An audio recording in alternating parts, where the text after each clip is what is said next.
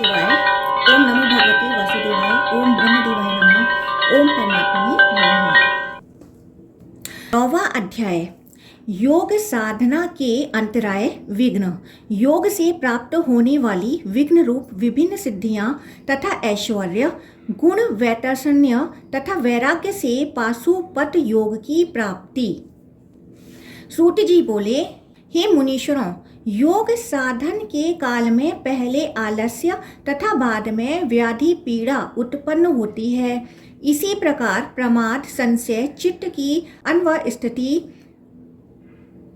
अश्रु द्वादशन, भ्रांति, त्रिविध दुख, डोर्मनस्य, मन में असत्य संकल्प, विकल्प का होना, निषिद्ध विषयों में मन का लगना, ये कुल 10 प्रकार के विघ्न साधक के योगाभ्यास में उत्पन्न होते हैं।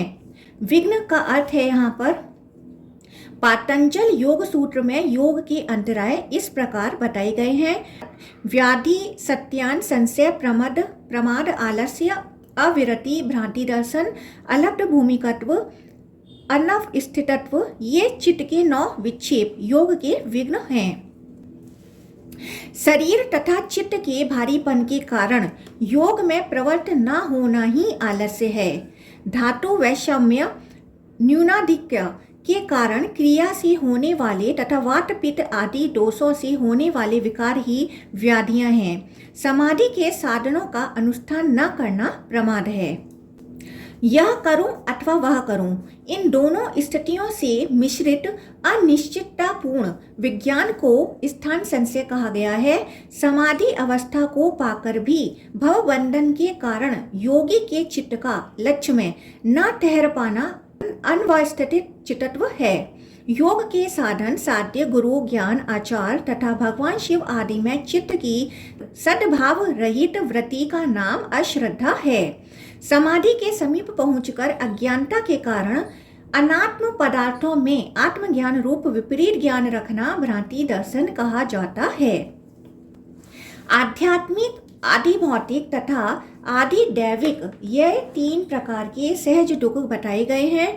इच्छा विघात के कारण चित्त में उत्पन्न विक्षोभ ही दुख कहा गया है। परम वैराग्य के द्वारा डोर्मनस्य को नियंत्रित करना चाहिए। तमोगुण तथा रजोगुण से मिला हुआ यह मन दुर्मन कहा गया है। इसलिए ऐसे मन में उत्पन्न होने वाला दूषित भाव डोर्मनस्य कहा गया है। योग्य तथा अयोग्य जानते हुए भी अयोग्य विषयों के प्रति हठपूर्वक आसक्ति रखना ही विषय लोलता है। योगियों के योग साधन में इन्हें विघ्न रूप कहा गया है। अत्यंत उत्साह से युक्त होकर अभ्यास करने वाले साधक की ये बाधाएं दूर हो जाती हैं, इसमें संशय नहीं है। हे द्विजों, इन विघ्नों के समाप्त हो जाने के उपरांत योगी के योग साधना में नानाविध उपसर्ग उपद्रव उत्पन्न होते हैं। वह सभी उपसर्ग भी असिद्धि सूचक हैं। हे विप्रेंदो, प्रतिभा पहली सिद्धि, श्रवणा दूसरी सिद्धि, वार्ता तीसरी सिद्धि, दर्शना चौथी सिद्धि, आस्वादा 5वां सिद्धि तथा वेदना 6ठी सिद्धि कही गई है। इन प्रतिभा आदि स्वल्प 6 सिद्धियों के आकर्षण से मुक्त मुनि को अणिमादि सिद्धियां अभिलिखित सिद्धि प्रदान करती हैं। प्रत्येक पदार्थ विषयक अवबोधात्मक वृत्ति को प्रतिभा कहते हैं। विवेचना पूर्वक वैध वस्तु को जिससे जाना जाए वह बुद्धि कही गई है। अतीत, भूत, अनागत, भविष्य, सूक्ष्म, अदृश्य, दूरस्थ, अत्यंत समीप, वर्तमान पदार्थों का सर्वदा एवं सर्वत्र ज्ञान प्रदान करने वाली प्रतिभासिका वृत्ति ही प्रतिभा है। सभी शब्दों, ह्रस्व, दीर्घ, प्लुत आदि स्वरों तथा गुहा ध्वनियों का बिना किसी प्रयास के श्रवण होकर उनका यथार्थ ज्ञान हो जाना श्रवणा सिद्धि है। और स्पर्श की जो अनुभूति है वह वेदना सिद्धि कही गई है। बिना किसी प्रयत्न के दिव्य रूपों का भी नेत्रेंद्रिय से दिखाई पड़ना दर्शन सिद्धि है। और दिव्य रसों का सहज रूप में बिना किसी प्रयत्न के ठीक ठीक ज्ञान होना आस्वादा सिद्धि है। इसी तरह बुद्धि के द्वारा दिव्य गंधों का भी ठीक ठीक गंध तन्मात्रा के रूप में अनुभव कर लेना वार्ता सिद्धि है।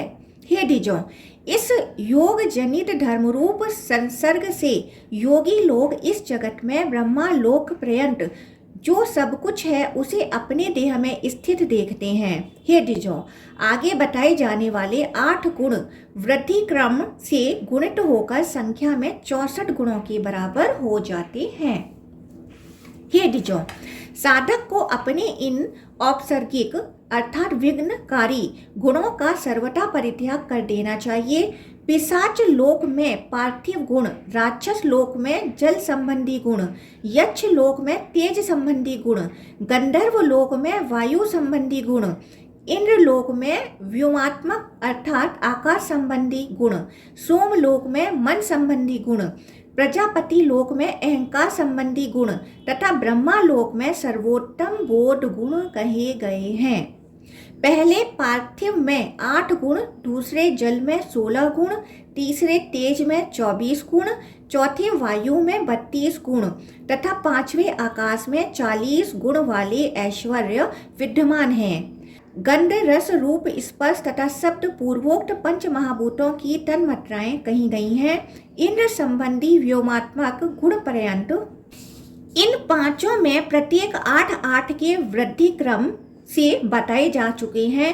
हे उत्तम द्विजों, इसी प्रकार मन संबंधी 48 गुण तथा अहंकार संबंधी 56 गुण और अंत में 64 गुणात्मक ब्रह्मा अर्थात बुद्धि संबंधी ब्रह्मा के ऐश्वर्य को साधक प्राप्त कर लेता है। जो योगी ब्रह्मा लोक पर्यंत सभी लोकों में औपसर्गिक अर्थात योग विघ्नों को विचार पूर्वक उनका परित्याग कर देता है, वह परम सुखी हो जाता है। शरीर की स्थूलता, हस्वता, बालकपन, वृद्धता, यौवन, अनेक विध रूप धारण करना, बिना पार्थिव अंश के शेष 4 तत्वों से देह धारण करना तथा नित्य सुगंधि से युक्त रहना, ये 8 प्रकार के महान पार्थिव गुण कहे गए हैं। पृथ्वी पर रहने की भांति जल में निवास करना, उससे बाहर आने की सामर्थ्य रखना, इच्छा होने पर स्वयं संपूर्ण समुद्र का पान करने में समर्थ होना तथा उससे किसी प्रकार का प्रतिकूल प्रभाव न पड़ना, इस जगत में जहाँ भी इच्छा करे वहाँ जल का दर्शन कर लेना, जिस जिस वस्तु का भक्षण किया जाए उसे अपनी इच्छा के अनुसार रस युक्त बना देना, तेज, वायु, आकाश, इन तीनों से देह धारण करना, बिना पात्र के हाथ से जलपिंड का धारण करना तथा शरीर में व्रण आदि का न होना, इन 8 तथा पूर्वोक्त पार्थिव गुणों को मिलाकर ये 16 गुणात्मक आप्य जल संबंधी उत्तम ऐश्वर्य कहे गए हैं। हे श्रेष्ठ मुनियों, देह से अग्नि का निर्माण, अग्नि के ताप का भय न होना, दग्ध लोक को भी अपने योग विधान से अदग्ध तुल्य अर्थात पूर्ववत कर देना, जल के भीतर अग्नि स्थापित करके उसे वैसे ही बनाए रखना, हाथ से आग पकड़ लेना, स्मरण मात्र से अग्नि प्रकट कर देना, भस्म हुए पदार्थ को इच्छा पूर्वक पहले की भांति कर देना तथा उन तीनों पृथ्वी, जल, तेज के बिना 2 तत्वों अर्थात वायु और आकाश से अपनी देह धारण करना, ये 24 गुण वाले तेजस ऐश्वर्य हैं। मन की गति प्राप्त कर लेना अर्थात जहाँ मन की इच्छा हो वहाँ चले जाना, अन्य प्राणियों के अंतर मन में निवास करना, पर्वत आदि महाभार कंधे पर धारण करके चलना, हल्का तथा भारी होने की सामर्थ्य रखना, हाथों से वायु पकड़ लेना, अंगुली के अग्रभाग से आघात करके पृथ्वी में सर्वत्र कंपन उत्पन्न कर देना, केवल आकाश तत्व से देह धारण करना, ये वात संबंधी ऐश्वर्य विद्वानों के द्वारा कहे गए हैं। शरीर की छाया न होना, इंद्रियों का प्रत्यक्ष दर्शन होना, आकाश में गमन करना, इंद्रियों के अर्थ का ज्ञान, दूर से ही शब्दों को सुनने की क्षमता रखना, सभी शब्दों के ज्ञान में पारंगत होना, तन मात्राओं के स्वरूप का ज्ञान तथा सभी प्राणियों को साक्षात देखने में समर्थ होना, ये इंद्र ऐश्वर्य अर्थात आकाश संबंधी ऐश्वर्य हैं। इन समस्त 5 प्रकार के ऐश्वर्यों से युक्त साधक कार्य व्यू सामर्थ्यवान कहा जाता है। किसी भी अभिलिखित वस्तु की प्राप्ति, जहाँ भी जाने की इच्छा हो वहाँ पहुँच जाना, सभी जगह अपना शक्ति प्राबल्य प्रदर्शित करना अर्थात अपने प्रभाव से सभी को पराभूत कर देना, सभी गुप्त पदार्थों को देख लेना, अपनी इच्छा के अनुसार रूप धारण करना, सभी को अपने वश में कर लेना, सभी को प्रिय लगना, संपूर्ण जगत को देखने की सामर्थ्य रखना, ये सब मानस गुणों के लक्षण हैं। छेदन, ताड़न, बंध, संसार परिवर्तन, सर्वभूत प्रसाद, मृत्यु तथा काल का जय, ये प्रजापति संबंधी श्रेष्ठ अहंकारिक ऐश्वर्य कहे गए हैं। बिना कारण जगत की सृष्टि, अनुग्रह, प्रलय, अधिकार, लोकव्रत का प्रवर्तन, असादृश्य, पृथक पृथक व्यक्त निर्माण तथा संसार का कर्तव्य, यह उत्तम ब्रह्मा ऐश्वर्य हैं। ये ब्रह्मा ऐश्वर्य के तत्व कहे गए हैं और यही प्रधान संबंधी वैष्णव पद है।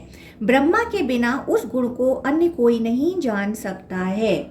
उस वैष्णव पद से भी परे शैव पद है जिसे विष्णु भी नहीं जानते हैं।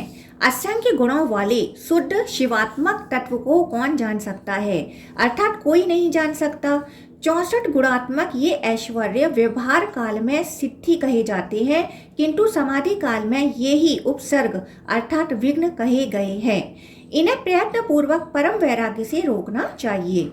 भय उत्पन्न करने वाले विषय भोगों की अवश्यम भावी नश्वरता जानकर सबका अश्रद्धा से त्याग कर देना चाहिए। ऐसा करने वाला विरक्त कहा जाता है। पुरुष में वितृष्णा नाम से प्रसिद्ध भाव को ही गुण वैतर्षण्य कहा जाता है। औपसर्गिक अर्थात विघ्न रूप सिद्धियों का वैराग्य के द्वारा परित्याग कर देना चाहिए।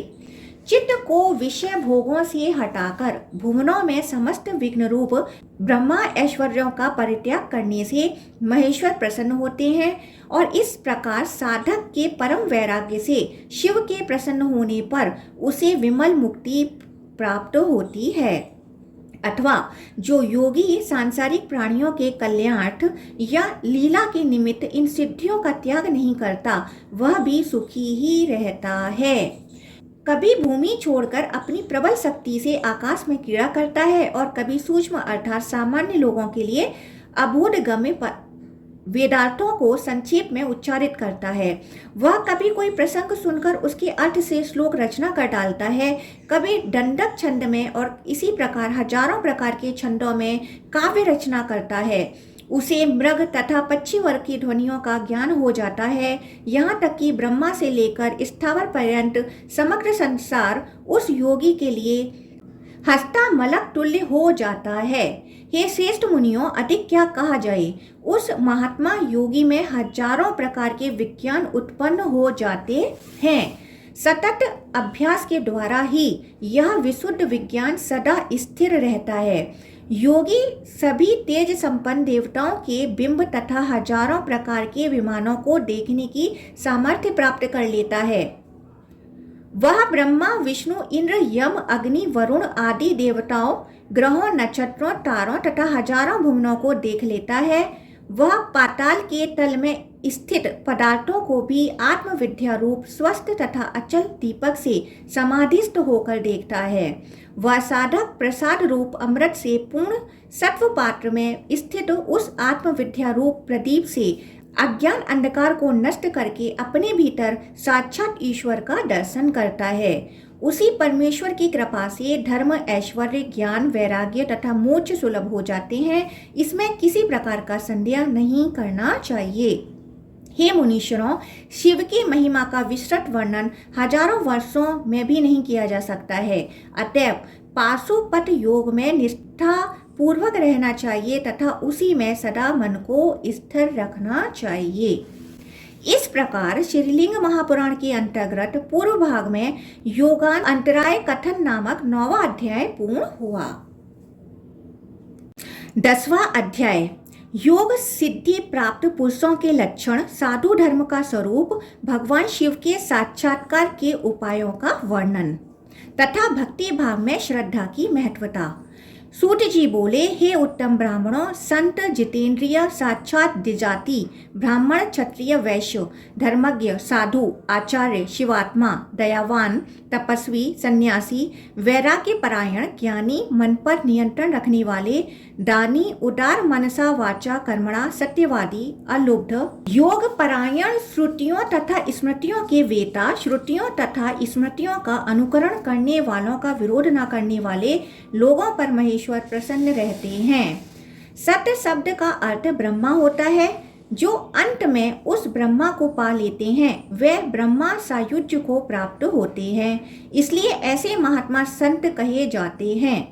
10 इंद्रियों के विषय भोगों में तथा पूर्व वर्णित 8 प्रकार के ऐश्वर्य रूप साधनों की अप्राप्ति से जो न तो क्रोध करते हैं और न उनकी प्राप्ति से हर्ष का अनुभव करते हैं वे जितात्मा कहे गए हैं। सामान्य तथा विशेष पदार्थों के साथ ब्राह्मण क्षत्रिय वैश्यों का संबंध विशेष होने से ही ये द्विजाति कहे गए हैं। स्वर्ग आदि का सुख प्रदान करने वाले श्रुति स्मृति प्रतिपादित वर्णाश्रम धर्म का ज्ञान रखने से व्यक्ति धर्मज्ञ कहा जाता है। विद्या की साधना करने के कारण गुरु का हित करने वाला ब्रह्मचारी साधु तथा विहित कर्मों की साधना करने वाला गृहस्थ साधु कहा जाता है। वन में तपस्या की साधना करने से वैखानस साधु एवं योगी की साधना करने तथा यति धर्म में परायण होने से व्यक्ति यति साधु कहा जाता है। इस प्रकार अपनी अपनी आश्रमों के धर्मों का साधन करने से गृहस्थ ब्रह्मचारी वानप्रस्थ तथा यति ये सभी साधु कहे गए हैं। धर्म तथा अधर्म ये दोनों शब्द क्रिया के वाचक कहे गए हैं। कुशल कर्म को धर्म तथा अकुशल कर्म को अधर्म कहा गया है। महत्वता युक्त यह धर्म शब्द धारणा के अर्थ में कहा गया है तथा अधारण धारण न करने को उद्देश्य करके कृत कर्म अधर्म कहा जाता है। जिससे अभीष्ट की प्राप्ति हो उसे आचार्य लोग धर्म कहते हैं तथा जिससे अनिष्ट फल की प्राप्ति हो उसे आचार्य लोग अधर्म कहते हैं। वृद्ध निर्लोभी जितेंद्रिय दंभ न करने वाले पूर्ण विनम्र सरल स्वभाव वाले लोगों को आचार्य कहा जाता है। जो स्वयं आचरण करता है तथा सभी को आचार में नियोजित करता है एवं शास्त्रों के अर्थों का परिशीलन करता है वह आचार्य कहा जाता है। वेदों का श्रवण करने से श्रोत तथा शास्त्रों के अर्थों का स्मरण करने से स्मार्त कहा जाता है। वेद विहित यज्ञ आदि करने वाला श्रोत तथा वर्णाश्रम संबंधी नियमों का पालन करने वाला स्मार्त कहा जाता है। किसी के द्वारा पूछने पर देखे गए अनुरूप कथन योग्य तथा अनुरूप कथन के अयोग्य विषय को बिना छिपाए अभिव्यक्त करने की लिंग पुराण के अनुसार सत्य कहा गया है। ब्रह्मचर्य मौन निराहार अहिंसा तथा सर्वविध शांति को तप कहा गया है। जो पुरुष सदा अपने ही हित तथा अहित की भांति सभी प्राणियों के हिताहित का ध्यान रखता है उसकी यह निरंतर बनी रहने वाली वृत्ति पूर्णतः दया कही गई है। क्रम से न्याय पूर्वक अर्जित अभीष्टम द्रव्य गुणी को ही दिया जाना चाहिए। दाता के द्वारा प्रदत्त दान का यही लक्षण है। वह दान भी कनिष्ठ मध्यम तथा श्रेष्ठ 3 प्रकार का होता है। करुणा पूर्वक सभी प्राणियों के निमित्त धन का विभाग करना मध्यम दान है। श्रुतियों तथा स्मृतियों से विहित वर्णाश्रम संबंधी तथा शिष्टाचार के अनुकूल जो धर्म है वह साधु धर्म कहा जाता है। माया युक्त कर्म फल का त्याग करने वाला शिवात्मा कहा जाता है तथा सभी आसक्तियों से निर्वत प्राणी युक्त योगी कहा जाता है। अनासक्त तथा पुनः पुनः जन्म मृत्यु के भय से भीत होकर विषय भोगों की नश्वरता पर विचार करके सभी ओर से प्रलोभन दिए जाने पर भी जो अलुप्त बना रहता है वह संयमी कहा जाता है। अपने लिए अथवा दूसरे के लिए जिस व्यक्ति की इंद्रियां मिथ्या प्रवृत्त नहीं होती वह सम के लक्षणों वाला कहा जाता है। जो अनिष्ट अर्थात प्रतिकूल विषयों पर उद्विग्न नहीं होता तथा अनुकूल विषयों की प्राप्ति पर हर्षित नहीं होता वह प्रीति संताप तथा विषाद से रहित हो जाता है। उसकी यह विनिवृत्ति ही विरक्तता विराग कही जाती है। निषिद्ध कर्मों सहित विहित कर्मों में दोष गुण बुद्धि का न्यास त्याग ही संन्यास है और इष्ट और अनिष्ट कर्मों का भलीभांति छोड़ना ही न्यास है। अव्यक्त अर्थात प्रकृति से लेकर परमाणु पर्यंत इस जड़ जगत के सभी पदार्थों से ईश्वर को पृथक जानना ही वास्तविक ज्ञान है। हे श्रेष्ठ द्विजों, इस प्रकार के ज्ञान तथा भक्ति श्रद्धा से संपन्न पुरुष के ऊपर भगवान शंकर अवश्य प्रसन्न होते हैं, इसमें कोई संशय नहीं है और वास्तव में यही धर्म है। परम गुहा रहस्य क्या है, अब मैं आप लोगों को यह बताता हूँ। सर्वव्यापी परमेश्वर शिव में भक्ति रखनी चाहिए। उस भक्ति से युक्त प्राणी निसंदेह मुक्ति प्राप्त कर लेता है। पात्रता न होने पर भी उनकी परम भक्ति से युक्त प्राणी के विविध अज्ञान रूप अंधकारों को दूर करके महेश्वर शिव उस पर प्रसन्न हो जाते हैं, इसमें संदेह नहीं है। ज्ञान अध्यापन, होम, ध्यान, यज्ञ, तप, वेद, दान, अध्ययन, ये सभी शिव की भक्ति प्राप्त करने के साधन हैं, इसमें लेशमात्र भी संदेह नहीं है। हे मुनीश्वरों, हजारों चंद्रायण तथा सैकड़ों प्राजापत्य व्रतों, मास पर्यंत किए गए उपवासों तथा अन्य अनुष्ठान आदि की अपेक्षा शिव भक्ति ही श्रेष्ठ है। भगवान शिव की भक्ति से हीन प्राणी स्वगादि की प्राप्ति के लिए अनेक विध कर्म जाल में फंसकर गहन गिरी गुहा रूप इस मृत्युलोक में बार बार गिरते रहते हैं, किंतु भक्ति भाव से युक्त प्राणी मुक्त हो जाते हैं। हे द्विजों, भगवान शिव के भक्तों के दर्शन मात्र से प्राणियों को स्वर्ग आदि लोक सहज ही सुलभ हो जाते हैं, तो फिर साक्षात शिव भक्तों के विषय में क्या कहना, इस वास्तविकता में कोई संदेह नहीं है। ब्रह्मा, विष्णु, इंद्र तथा अन्य देवता शिव भक्ति के द्वारा ही उत्तम पदों को प्राप्त हुए हैं। इसी प्रकार मुनियों का भी बल तथा सौभाग्य शिव भक्ति के ही कारण है।